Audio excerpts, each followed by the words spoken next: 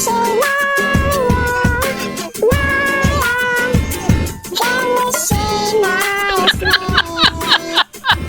ayan, habang tulog pa ang bata, magadayak muna ako ng pangligo niya. Bumalik ako dyan kasi nalimutan kong buhayin yung ilaw. Tapos kumuha ako ng ilang pirasong kalamansi para ipiga sa panligo ni Anaya. Pagkatapos niya, nanilagyan ko na nga ng mainit mo tubig.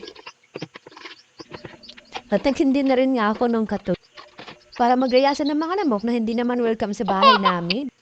Silalim ng lababo ko nga pala yan nilagay. At pagkatapos nga, nilagay ko nga sa loob ng CR ang kanyang paliguan at saka kanyang sabol at langis na kanyang gagamitin bago mag-meet. At pagsilip ko nga sa batang ito ay abang gising na at magalig-galig. At ayan, pagkatapos dumede ko kulit-kulit at hinayaan ko nga munang mahiga muna kami para makapahiga muna siya at mas sama naman kung liliguan ko agad ay bagong gising. Hindi ko alam yung pasabihan ganon, pero para sa akin, mas maganda na makapahinga muna siya bago siya maligo. Galing sa pagtulog niya. At ayan, paborito niya nga yung stuffy si Doggy kasi nga, mahilig siya manood ng Miss Rachel. At si Doggy yung pinaka-favorite niyang part sa Miss Rachel. At pag nakakita siya ng aso, ay tuwan-tuwa siya. Ayun, so, kahit yung stuffy niya, paborito niya. At fast forward nga, ay liliguan ko na siya. Tanggalan ko na siya ng diaper at saka ng pajama. So yun, inupo ko na rin siya sa kanyang paliguan. Ganyan siya maligo, nakaupo. So, hindi naman ako nahihirapan, kaya lang ay medyo malitot siya. Kaya imbis na kami mapadali sa pagpapaligo, ay natatagalan. At yan ko na nga siya inuubaran ng damit at saka ko nilalagyan ng langis bago balikan man ang hirap luwat lahat. Ikaw ang paborito kong desisyon at pag napaligiran ang ingay at ang gulo, di ko pagpapalit ngiti mo sa mundo.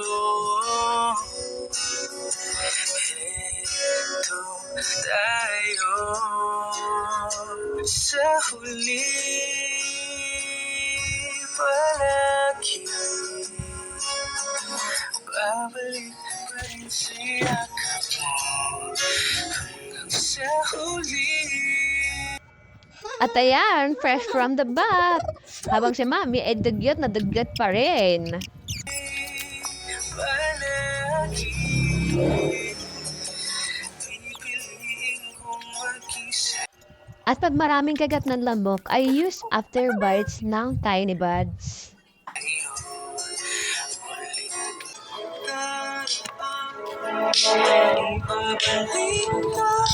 Tsaka nilalagyan ko nga siya ng of lotion kasi maraming lamok dito sa amin.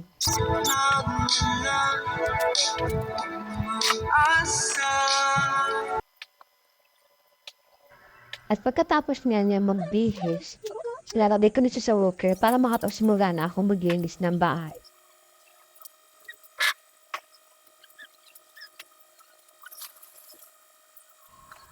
At binigyan ko nga lang siya dyan ng biskuit, tapos papainamin ko siya ng vitamins kasi nalimutan ko kanina. At ayan, ay hirap pang painumin. Iinom din naman. At saka tubig para siguradong hindi niluwa yung ininom niyang vitamin. Tapos bibigyan ko nga lang din siya dyan ng cellphone para hindi siya mainip. Kasi pag hindi siya pag nainip siya, ay naku, makikigulo yan sa akin. At magpapalit na rin na pala ako ng cover ng aming kama.